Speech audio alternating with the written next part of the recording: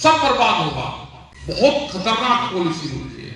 पूंजीवाद ने देश पे कब्जा कर लिया। पूंजीपतियों का एक गैंग है जिससे हमारी लड़ाई और दिखाई देगा ही नहीं।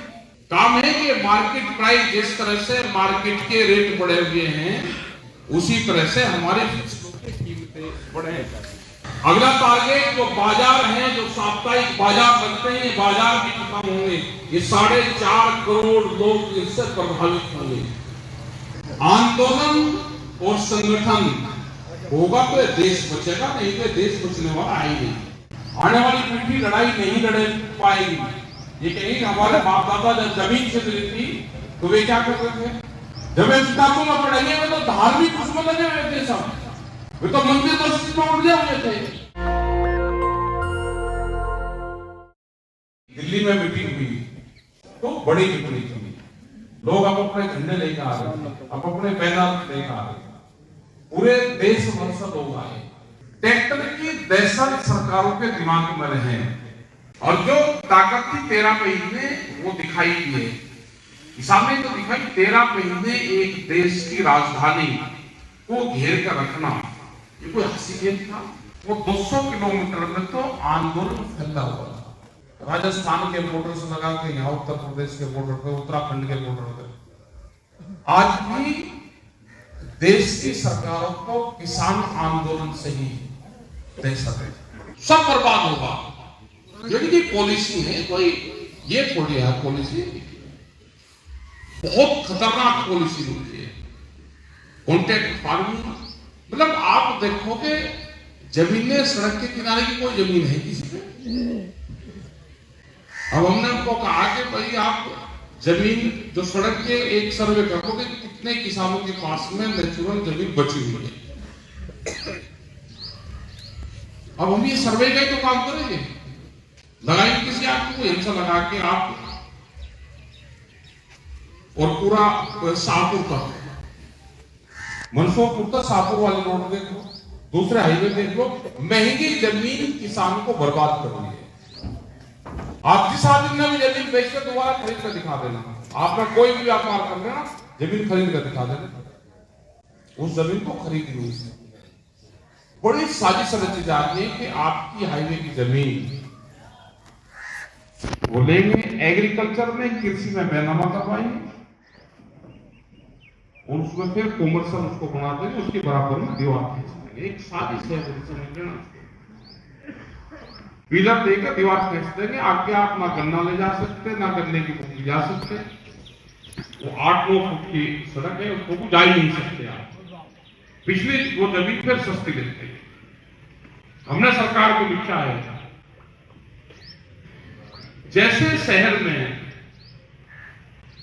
कोई एक दुकान तोड़ के दोबारा दुकान बनाएगा तो उसको 3 फीट पीछे हटानी पड़ेगी, ये कानून है।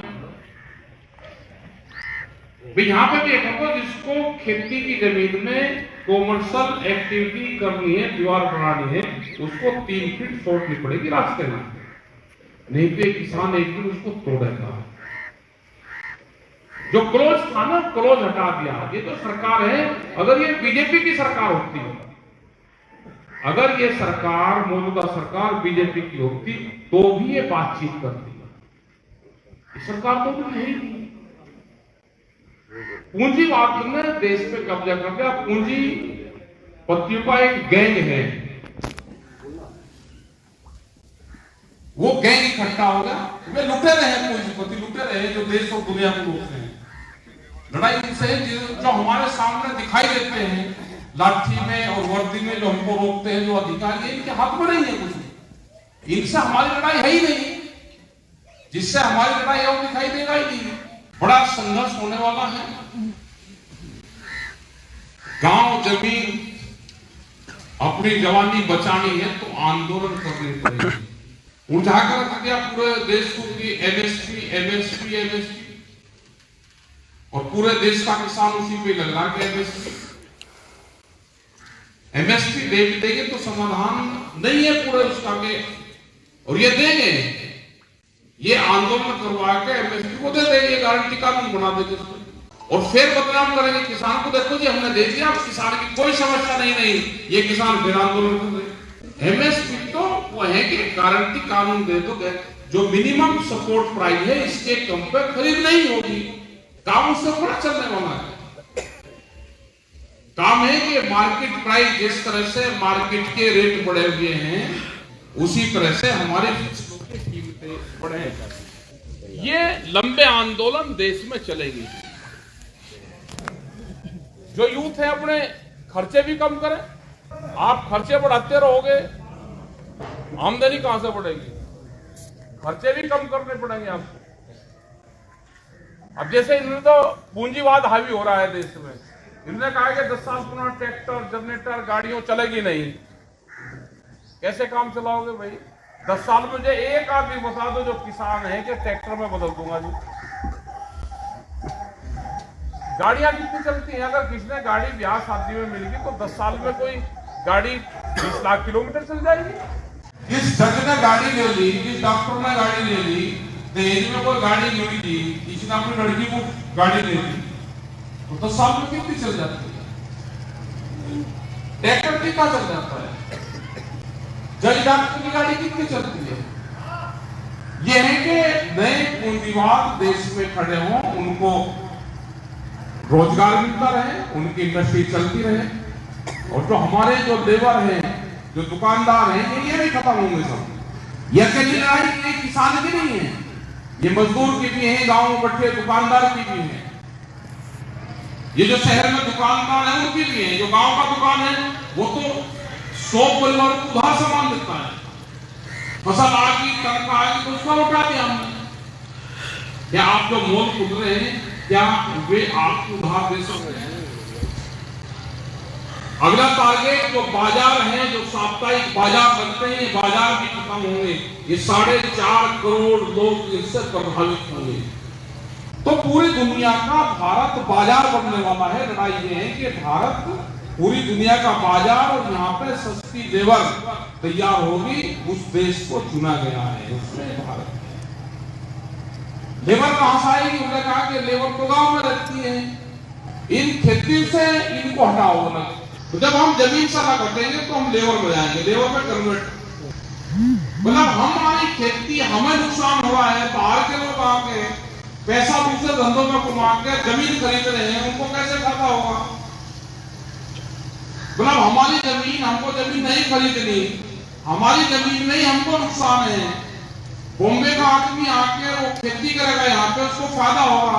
तो कौन सी टेक्नोलॉजी है?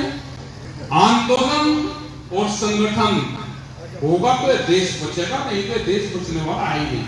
क्योंकि जो सरकारें हैं ये पूंजीपति इस सरकार को चलाते हैं, और जो भी इस पार्टी में नेता बनने की कोशिश करेगा उसको भी वो भी मारा जाएगा। उनके हाथ में कुछ नहीं है। जो दिखाई दे रहे पार्टी के लोग, इनके भी हाथ में नहीं है कुछ। जो भी इसमें नेता बनेगा वो भी मारा जाएगा। अगर उसका ध्यान नहीं देगा वो भी खत्म है। इसका मतलब इसको चलाने वाला सिस्टम दूसरा है, पूंजीवाद इसको चलाता है। जैसे ब्राजील का आपने नाम सुना होगा। ब्राजील हिंदुस्तान से 3.5 गुना बड़ा है। 280-90 लोगों के पास में वहां की 80% जमीन है। जितना बड़ा उत्तर प्रदेश है, करीब 15 से 16 आदमी के पास में जमीन है। वहां पर भी आंदोलन चल रहा है, उन कंपनियों की जमीन छीन रहे ब्राजील में। वहां पर किसान नहीं है। ब्राजील का नाम सुना होगा, चीनी बहुत ज्यादा उत्पादन करते हैं। 4-4 लाख क्विंटल की वहां पे फैक्ट्रियां हैं, लेकिन वे कंपनी की फैक्ट्री है, कंपनी की जमीन है। 24-25 करोड़ की जनसंख्या वहां की।